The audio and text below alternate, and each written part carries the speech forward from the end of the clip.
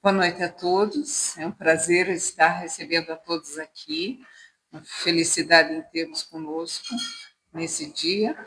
Meu nome é Rosana e vamos dar início à atividade com uma prece. Oremos, então. Deus, nosso Pai, Criador, Jesus, nosso irmão, nosso mestre, guia espiritual da terra, aos espíritos protetores da casa, aos nossos, em particular de cada um, que tenhamos a condição de vibrar e poder receber os ensinamentos que com certeza virão através da nossa companheira aqui presente, a Claudinha, que tenhamos condições de amealhar esses conhecimentos conosco e praticá-los sem dúvida, para que possamos dar continuidade em nossa caminhada juntamente com Jesus, que agora vem com a roupagem da doutrina espírita, nos dando uma imensidão de explicações, de conhecimentos e possibilidades de mais e mais crescermos em relação à nossa moral. Que Deus nos ampare, ampare a nossa colega Cláudia e a todos nós, e que assim sigamos o passo.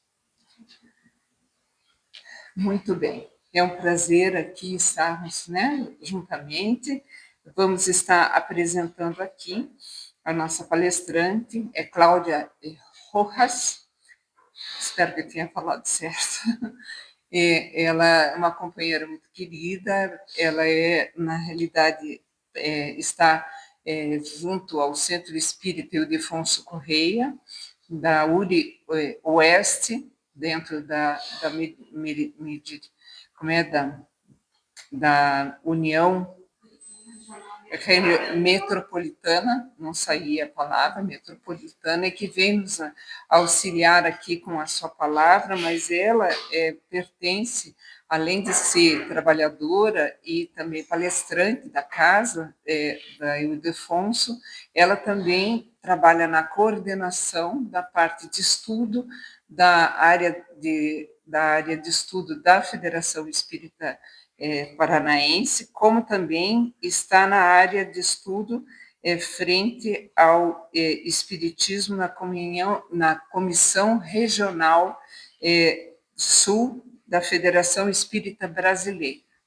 E ela tem um conhecimento extremamente aprofundado dentro da área que ela atua, além de ser profissionalmente, ela trabalha como advogada, né? Ela fez o curso de Direito.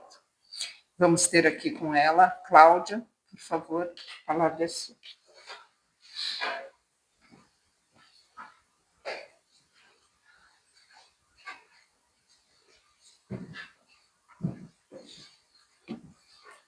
Bom dia, boa noite. É uma alegria nós estarmos aqui novamente para refletirmos acerca da doutrina espírita, dessa doutrina consoladora, que ilumina as nossas vidas, os nossos dias. Acho que por isso eu confundi, né? Quase que para mim ainda era um bom dia para a gente. E hoje a proposta é nós refletirmos em torno do saber, de compreender e praticar. Eu trouxe aqui a ilustração de uma árvore, porque quando a gente cultiva a semente, quando a gente faz o preparo da terra, espera-se que ela gere frutos, seja uma frondosa árvore, gere frutos. Nem sempre isso acontece. Pode ser que se essa terra não tenha sido bem preparada, esse fruto não tenha sido bem cuidado, esse broto, a gente acabe não conseguindo aurir aquela consequência que desejávamos. E especificamente esse tema nós trouxemos do prefácio da obra O Céu e o Inferno. Esse prefácio, nós sabemos que cada uma das obras básicas, elas têm um prefácio.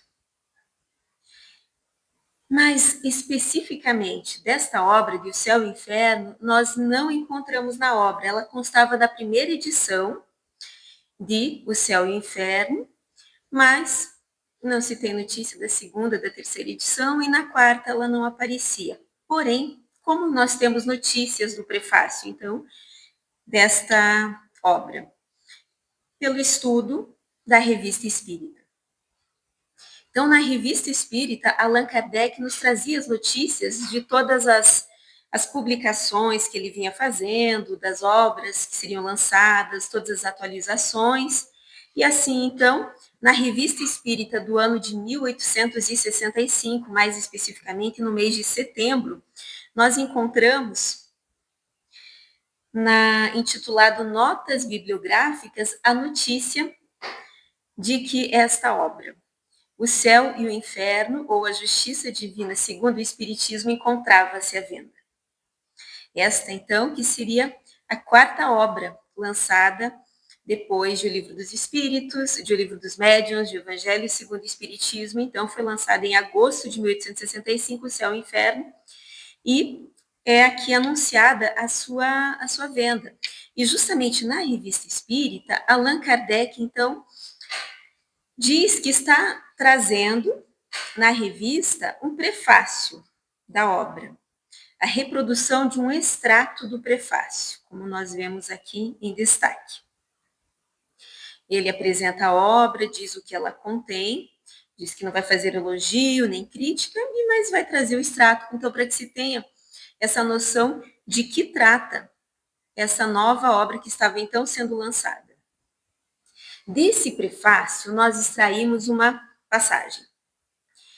Quando ele nos fala que as novas ideias só frutificam quando a terra está preparada para recebê-las. Ora, por terra preparada não se deve entender algumas inteligências precoces, algumas poucas, que apenas dariam frutos isolados, mas um certo conjunto na predisposição geral, a fim de que não só dê frutos mais abundantes, senão que a ideia, ao encontrar maior número de pontos de apoio, também encontre menos oposição e seja assim mais forte para resistir aos seus antagonistas. Nós poderíamos já fazer uma interpretação apenas dessa passagem e trazermos muitas conclusões, notadamente para um centro espírita, para as atividades ali desenvolvidas, a importância do cuidado, do preparo dessa terra, dessa base, para que então se tenha frutos abundantes. Não basta que se tenha apenas um, dois, alguns poucos expoentes. Quão importante é que a gente procure trabalhar vários pontos, porque assim a gente tenha vários pontos de apoio, para que as boas intenções elas não acabem esmorecendo por falta de apoio. É até estratégico o que Allan Kardec nos traz aqui no prefácio. Então, a ideia precisa encontrar o maior número de pontos de apoio, para que assim não tenha oposições, para que as oposições não sejam prevalentes sobre essa proposta, os desafios todos que uma atividade espírita pode enfrentar. E ele segue. Não nos basta dizer gostaríamos de ter tal coisa. Primeiro ele falou da importância do preparo da terra, da existência de vários pontos de apoio. E aqui ele vem nos dizer que não basta dizer gostaríamos ter tal coisa, para que nos seja concedida, e menos ainda dizer a Deus, julgamos que é chegada a hora para que nos dês tal coisa, pois nos julgamos bastante adiantados para recebê-las. O que equivaleria a dizer, então diz Allan Kardec, seria o mesmo que nós dizermos, sabemos melhor que vós, Deus, o que vos convém, sabemos melhor que vós o que convém fazer. Aos impacientes, os espíritos respondem, começai primeiro por saber bem, compreender bem e, sobretudo, praticar bem o que já sabeis, a fim de que Deus vos julgue dignos de vos trazer mais conhecimentos. Depois, quando chegar o momento, saberemos agir e escolheremos os nossos instrumentos. o momento certo para cada coisa, o que deve preceder, o que deve vir depois. E o destaque que inspirou, então, a nossa reflexão de hoje. Começai primeiro por saber bem, compreender bem e, sobretudo, praticar bem. Então, ele já nos mostra que saber não se confunde com compreender. Já nos mostra que não basta saber, não nos basta ter conhecimento de algo, ter alguma informação. É preciso ir além, é preciso compreender.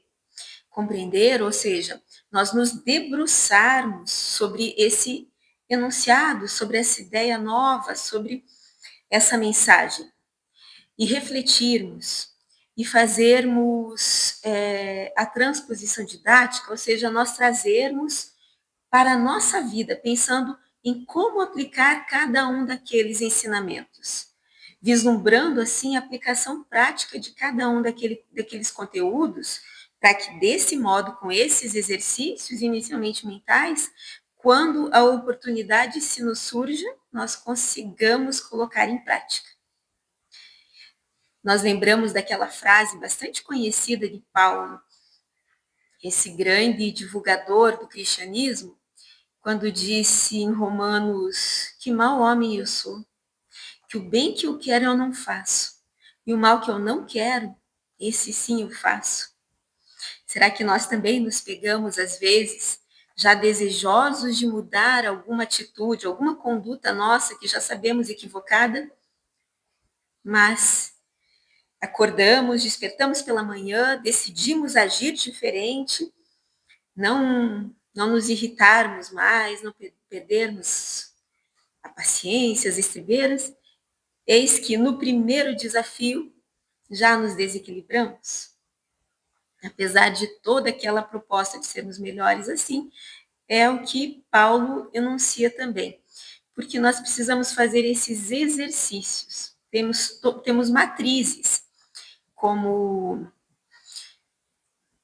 a própria reencarnação nos mostra. Nós tivemos outras experiências antes desta.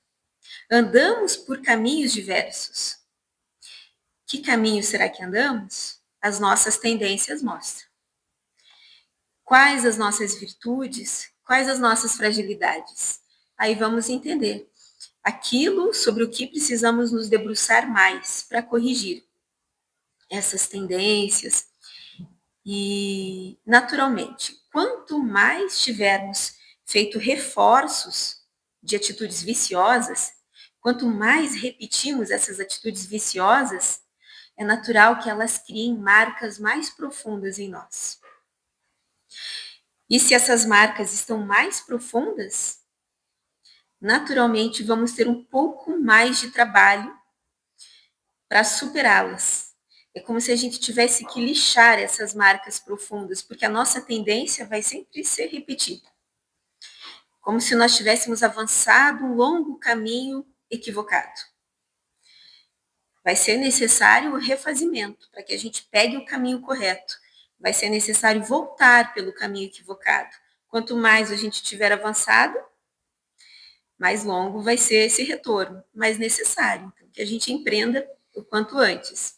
Então, é natural que seja trabalhoso, é natural que, às vezes, ainda nos vejamos refletindo como Paulo. Puxa, o bem que eu quero eu não faço, o mal que eu não quero, esse sim eu faço. Para nos auxiliar, então, o enunciado que a gente encontra aqui no prefácio. E vemos que mesmo Allan Kardec enfrentou dificuldades com companheiros da seara espírita. Não só ele narra as dificuldades que enfrentava dos adversários do espiritismo, mas além disso, ele nos fala, por exemplo, nesta obra Viagem Espírita em 1862. O que pode parecer mais surpreendente é que eu tenha adversários mesmo entre os adeptos do espiritismo. Ora, aqui uma explicação se faz necessária. Entre os que adotam as ideias espíritas, há, como sabeis, 3 categorias bem distintas. Ou seja, mesmo dentre os espíritas, ele encontrava adversários. Mas se já eram espíritas, eles tinham conhecimento da doutrina, eles tinham a informação. mas não tinham compreendido, ela ainda não se transformara em prática. E assim ele enuncia, então, as 3 categorias. A primeira, os que creem pura e simplesmente nos fenômenos das manifestações, mas não lhes deduzem nenhuma consequência moral. Se encantam pelo fenômeno. Os que veem o lado moral, estes vão um pouco à frente, eles veem que existe um lado moral, mas o aplicam aos outros e não a si próprios. E por fim, a terceira categoria, os que aceitam para si mesmos todas as consequências da doutrina e que praticam e se esforçam por praticar a sua moral. Então, ele enuncia 3 categorias. Aqueles que se encantam só pelo fenômeno, por aquilo que distrai. Os que veem que existe um lado moral, talvez até leiam bastante sobre isso, e utilizam de forma um pouco desvirtuada o orar e vigiar, e ele fica vigiando o próximo. E sabe enquadrar bem cada um dos seus semelhantes, mas não usa para si mesmo. E a terceira categoria, estes buscam entender esse lado moral e buscam aplicar para si mesmos. Acerca deles nos fala Allan Kardec. Estes, da terceira categoria, vós bem o sabeis, são os verdadeiros espíritas, os espíritas cristãos. Esta distinção é importante porque explica bem as anomalias aparentes. Sem isso, seria difícil compreender-se a conduta de certas pessoas. Este, o verdadeiro espírita, pode ter inimigos, mas não é inimigo de ninguém, pois não deseja o mal a ninguém, e com mais forte razão não procura fazer o mal a quem quer que seja. Em todas as obras da doutrina espírita, nas obras básicas, nós encontramos sempre esse convite. Ele nos enuncia a teoria, lógica, bem encadeada, uma bela teoria, mas a todo momento ele nos convida à prática, a colocar, a trazer essa teoria para as nossas vidas. E é assim, por exemplo, na passagem que encontramos de Evangelho segundo o Espiritismo, quando nos diz, no capítulo 17, Sede Perfeitos, no subtítulo Os Bons Espíritas, bem compreendido, mas, sobretudo, bem sentido.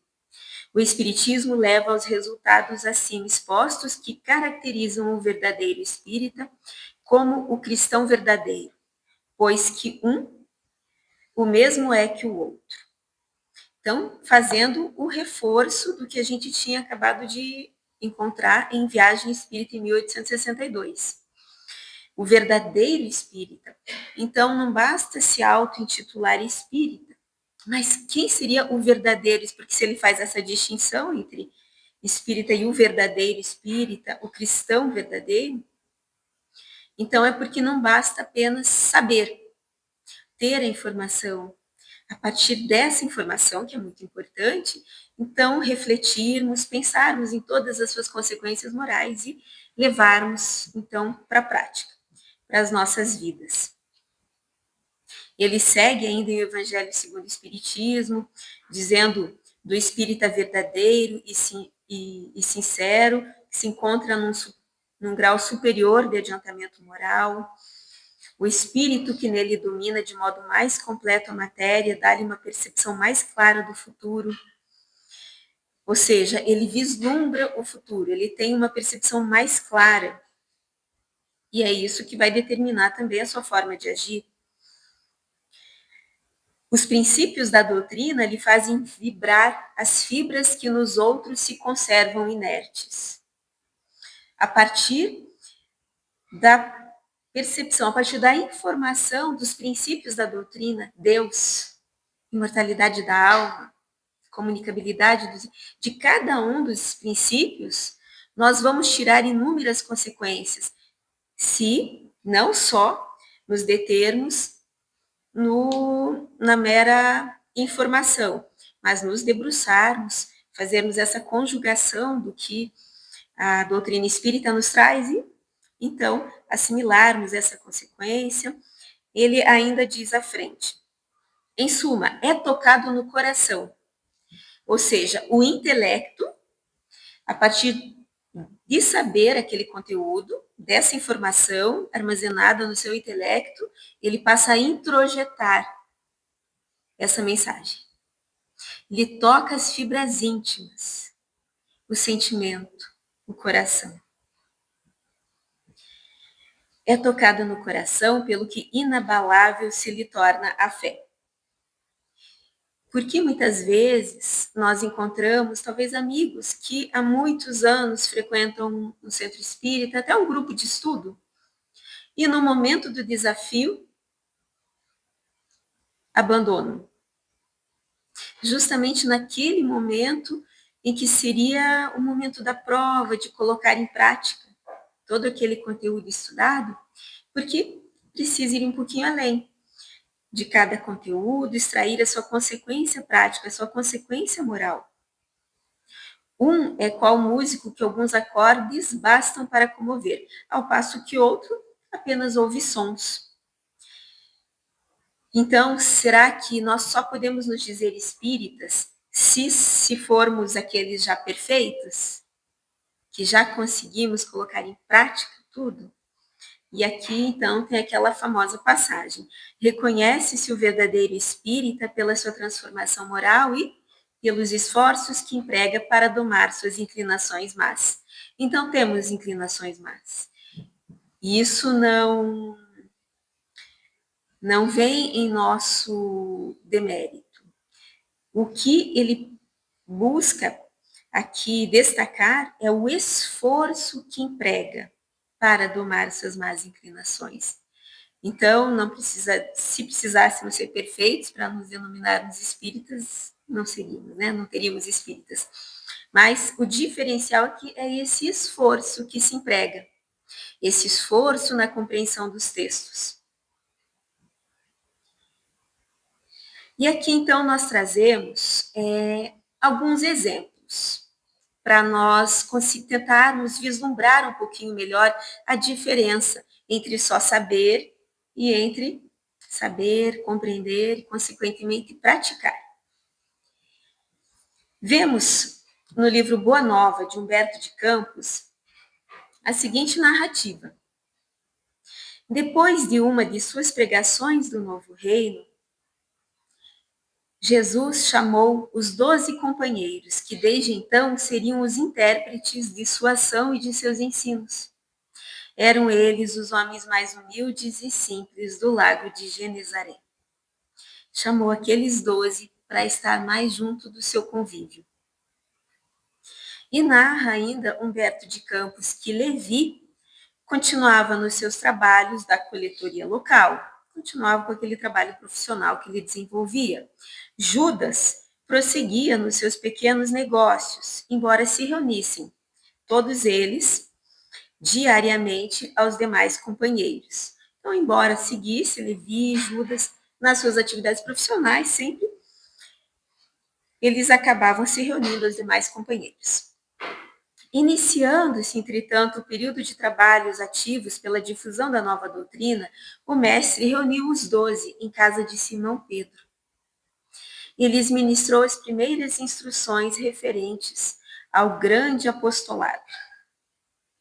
Então, nós vemos Jesus iniciando aqueles seguidores, aclarando quanto à forma de ação que lhes cabia, que deveriam seguir, para as realizações que viriam a realizar. Amados, entrou Jesus a dizer-lhes, com mansidão extrema, não tomareis o caminho largo, por onde anda toda a gente levada pelos interesses fáceis e inferiores. Buscareis a estrada escabrosa e estreita dos sacrifícios pelo bem de todos. Também não penetrareis nos centros das discussões estéreis, à moda dos samaritanos, nos das contendas que nada aproveitam, as edificações do verdadeiro reino nos corações, com sincero esforço.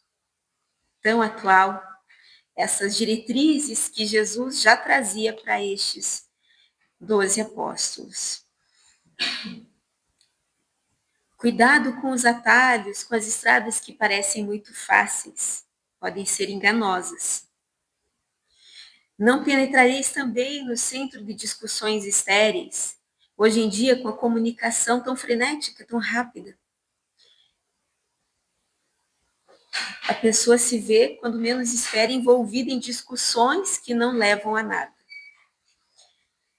e que só distraem e lhe tiram do caminho. Seguiu. Em verdade vos digo, que dia virá em que menos rigor haverá para os grandes pecadores do que para quantos procuram a Deus com os lábios da falsa crença, sem a sinceridade do coração. É por essa razão que vos envio como ovelhas ao antro dos lobos, recomendando-vos a simplicidade das pombas e a prudência das serpentes. Aqui ele já fala daqueles que, se a gente assemelhasse à fala de Allan Kardec em Viagem Espírita, aqueles que só aparentam, que só têm a aparência. E a necessidade de praticar, de ter a sinceridade do coração. Ele ainda pedia que se acautelassem, porque enfrentariam dificuldades. Assim como Jesus veio dar o testemunho. Se o adversário da luz vai reunir contra mim, contra Jesus, as tentações e as zombarias, o ridículo e a crueldade, que não fará aos meus discípulos? Todavia sabeis que acima de tudo está o nosso Pai, e que, portanto, é preciso não temer, pois que um dia toda a verdade será revelada e todo o bem triunfará. Ele alerta, adverte quanto às dificuldades que enfrentariam na caminhada. Porque essas dificuldades são como uma escada de grandes degraus. É difícil, notadamente no início, alçar esses degraus. Subir por esses degraus, eles vão exigir da gente preparo físico. Eles vão, muitas vezes, nos cansar. Talvez, às vezes, a gente queira desistir. Mas se a gente persistir, nós vamos ver que subindo e persistindo nessa subida, nós vamos ganhando musculatura. E quanto mais musculatura a gente consiga reunir, menos difícil vai ser. No caso aqui, seria musculatura moral. Jesus, então, conversava com os 12 discípulos. E aqui destacamos, então, quando Judas intervém. E fala a Jesus: Senhor, os vossos planos são justos e preciosos, entretanto, é razoável considerarmos que nada poderemos edificar sem a contribuição de algum dinheiro.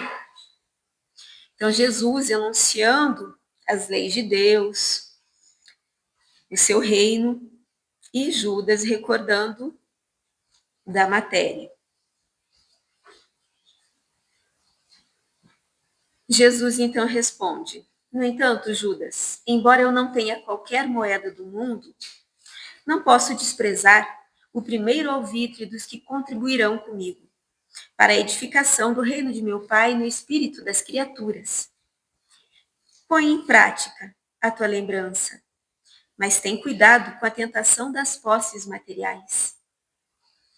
Organiza a tua bolsa de cooperação e guarda-a contigo. Nunca, porém, procures o que ultrapasse o necessário.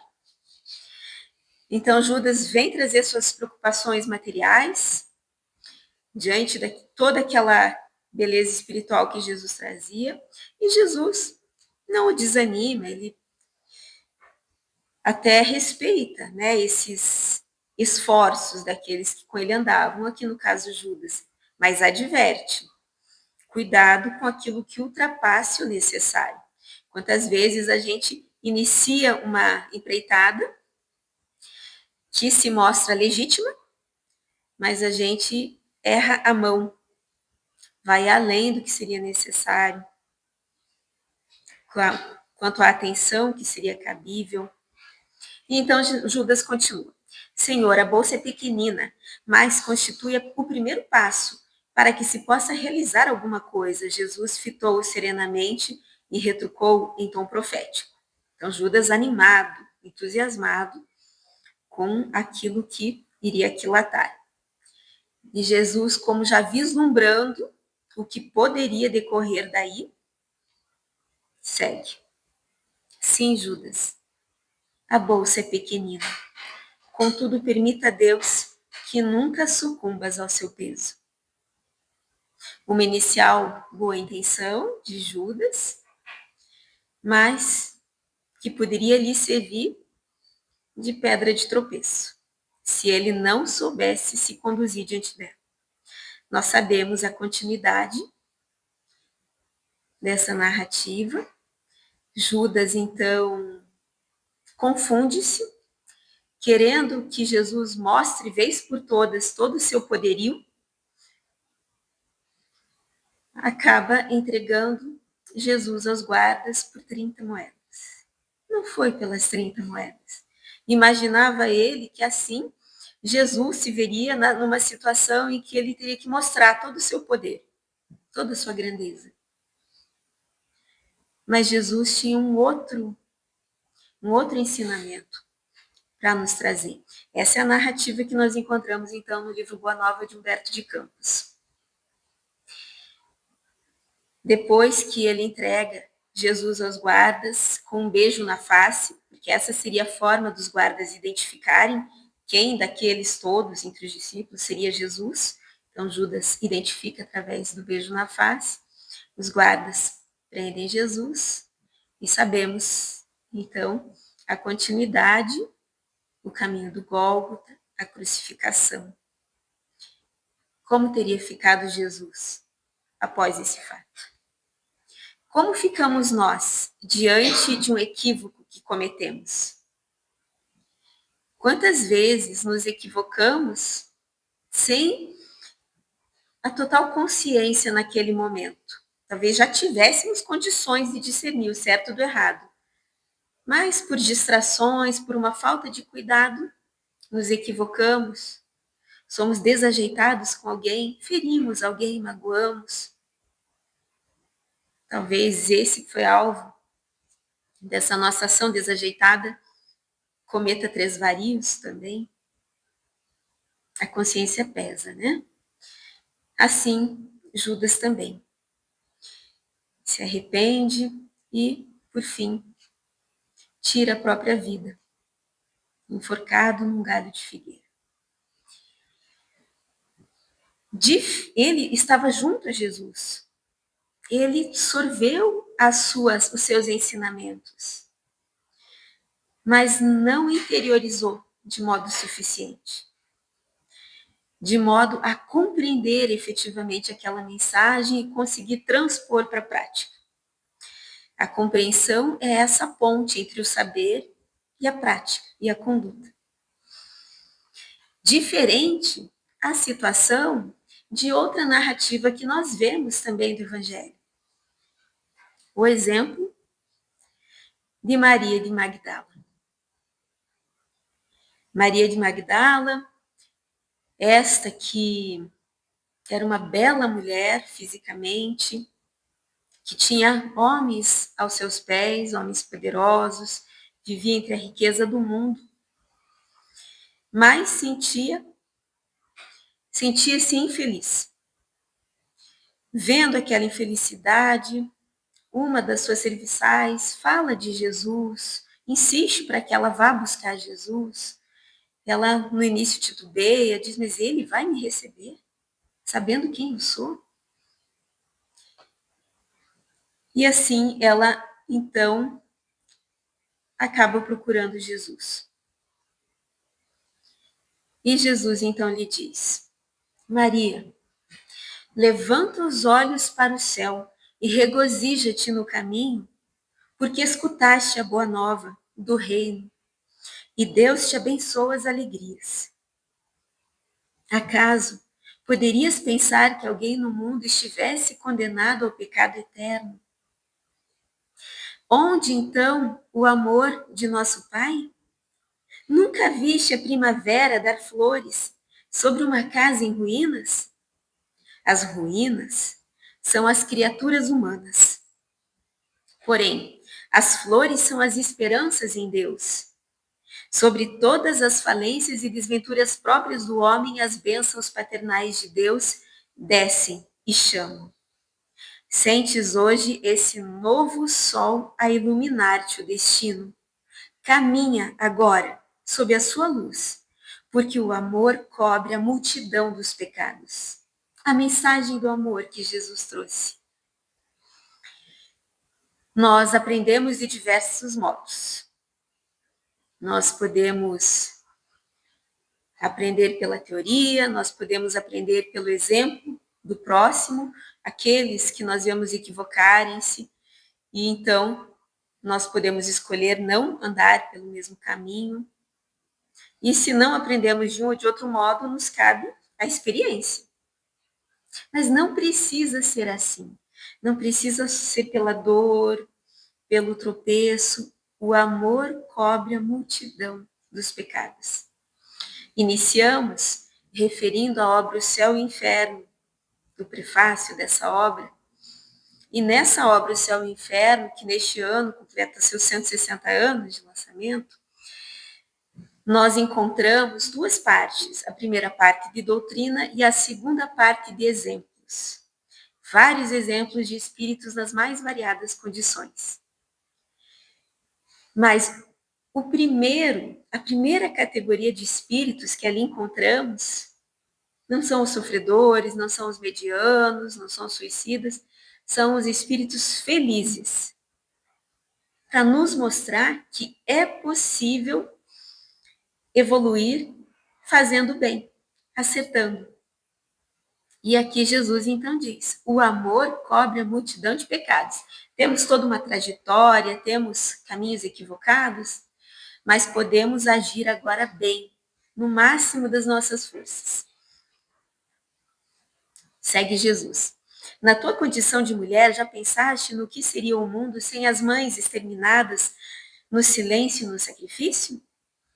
Não são elas as cultivadoras do jardim da vida, onde os homens travam a batalha?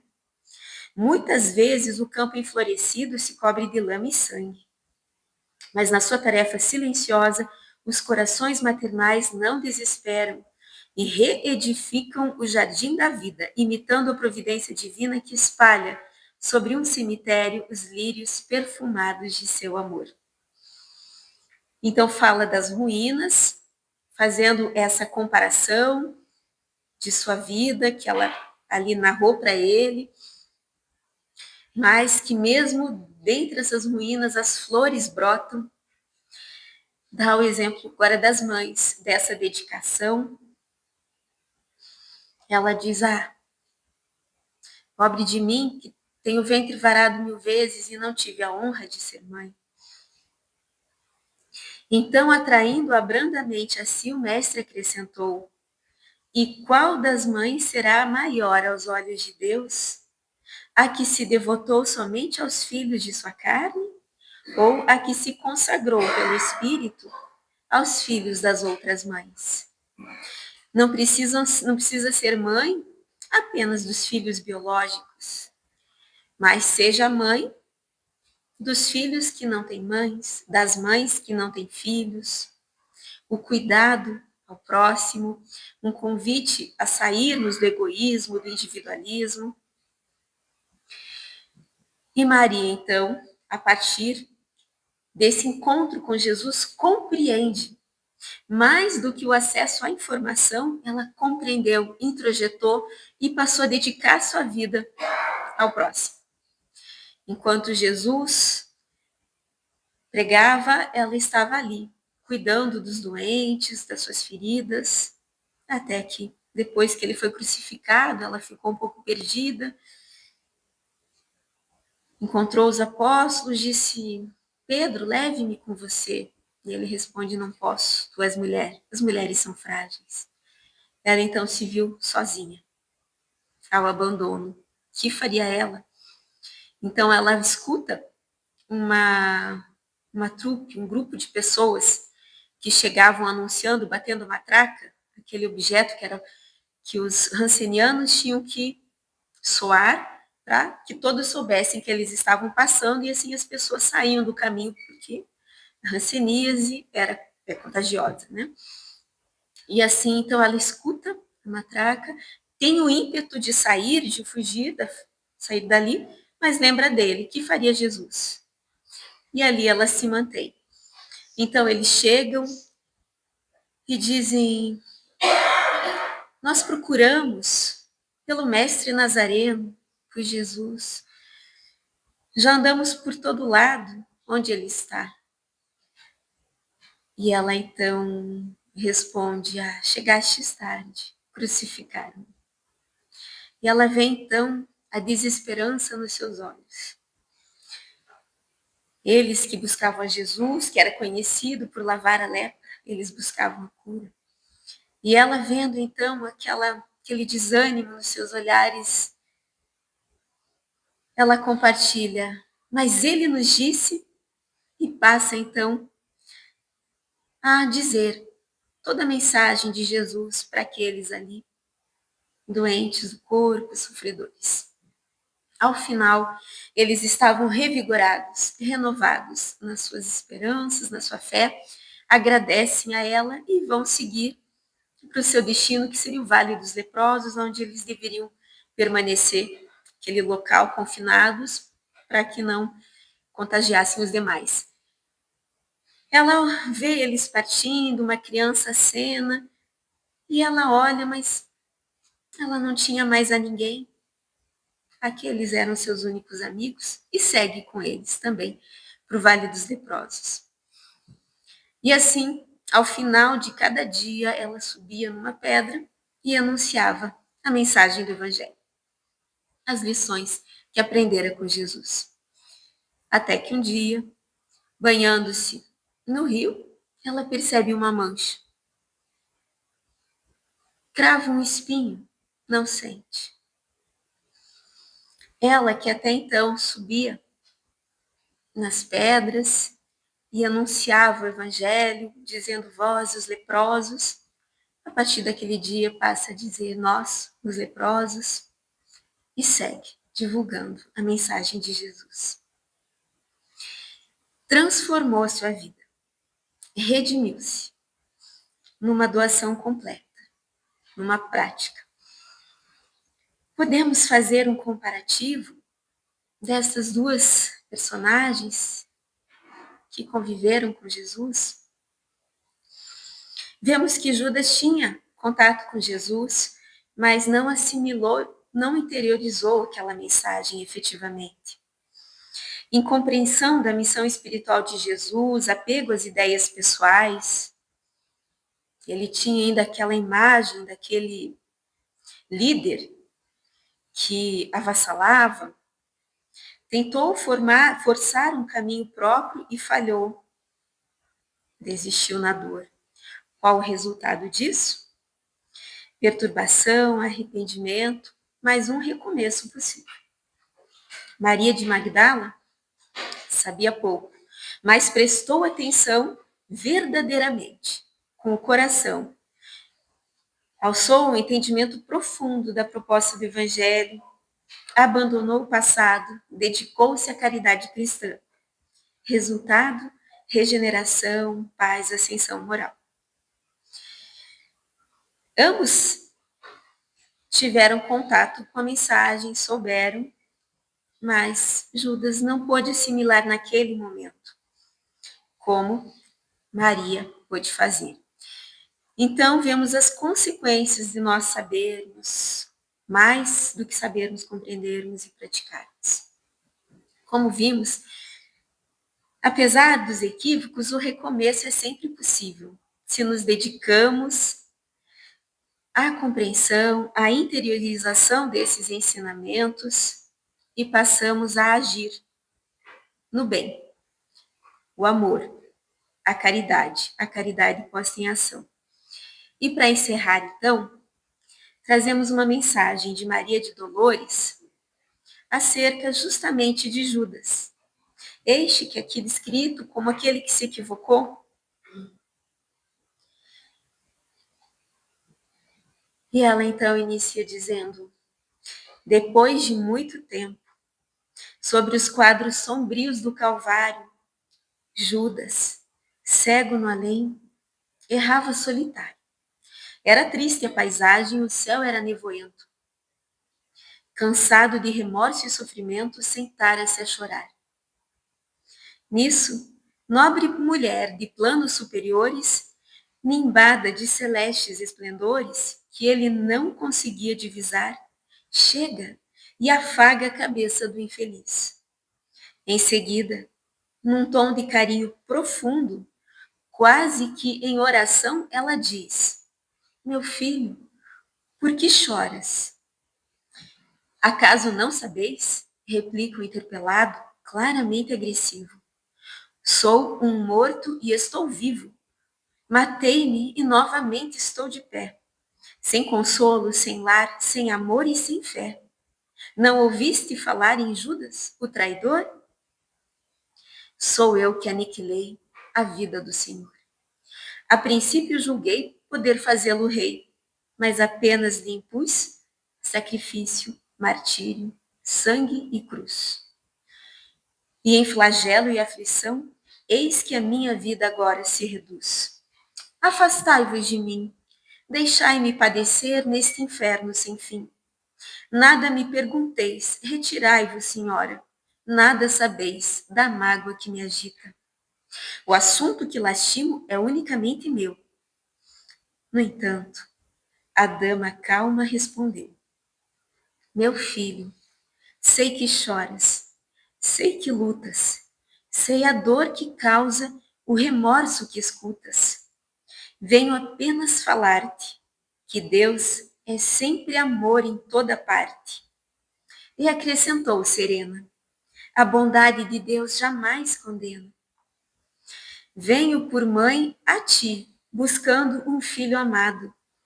Sofre com paciência a dor e a prova. Terás em breve uma existência nova. Não te sintas sozinho ou desprezado.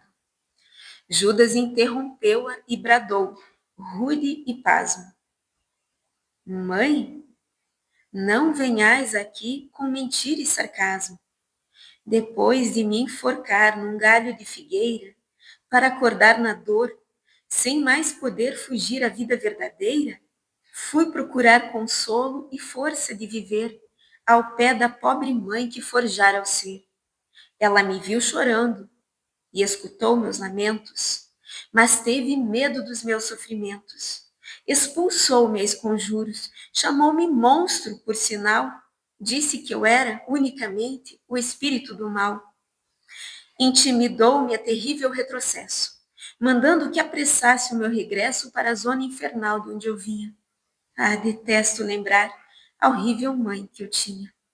Não me faleis de mães, não me faleis de amor. Sou apenas um monstro sofredor. Ainda assim, disse a dama docemente, por mais recuses, não me altero. Amo-te, filho meu. Amo-te e quero ver-te de novo a vida, maravilhosamente revestida, de paz e luz, de fé e elevação. Virás comigo à terra. Perderás pouco a pouco o ânimo violento. Terás o coração nas águas de bendito esquecimento. Numa existência de esperança, levar-te-ei comigo a remansoso abrigo. Dar-te-ei outra mãe. Pensa e descansa. E Judas, nesse instante, como quem olvidasse a própria dor gigante, ou como quem se desgarra de pesadelo atroz, perguntou: Quem sois vós? Que me falais assim, sabendo-me traidor? Sois divina mulher, irradiando amor, ou anjo celestial de quem presinto a luz? No entanto, ela, a fitá-lo frente a frente, respondeu simplesmente: Meu filho, eu sou a mãe de Jesus.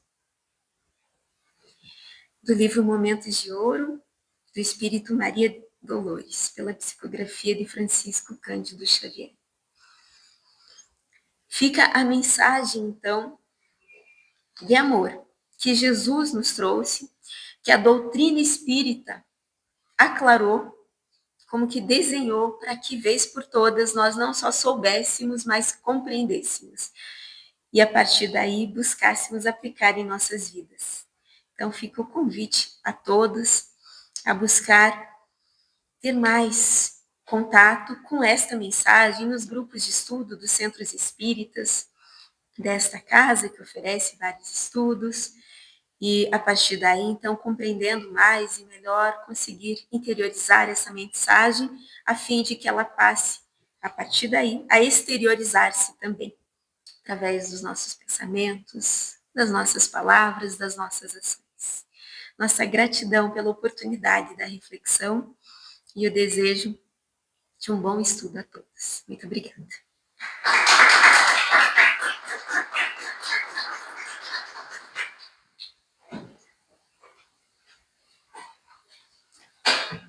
Agradecemos de coração a mensagem tão profunda e bela, nos trazendo muita esperança, sem dúvida, né? Todos nós, na nossa caminhada, já efetuamos situações equivocadas, e se estamos aqui, não é por outra razão, senão pelos erros que muitas vezes cometemos.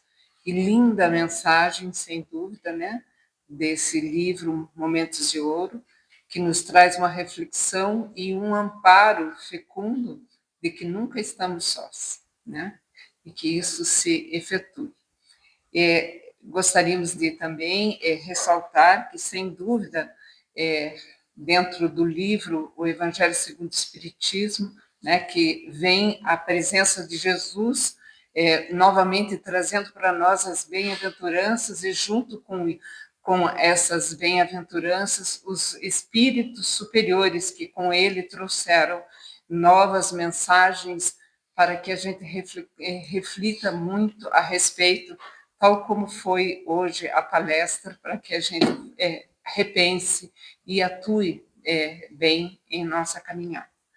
A casa, esse final de semana, por coincidência, nada assim efetuado em pensamento, estará efetuando um seminário, dia 9, né, pela manhã, das 9 ao meio-dia, e o assunto justamente é a necessidade do estudo, e que é justamente refletindo em relação ao papel do desenvolvimento, né, do progresso pessoal através do estudo, definindo que o estudo e os seus elementos essenciais, e também identificando o caminho, no caso, seria um reforço ao que hoje aqui também foi nos trazido, sem dúvida nenhuma. São todos convidados, os que queiram estar presentes, não há necessidade de inscrição, mas estamos todos aqui.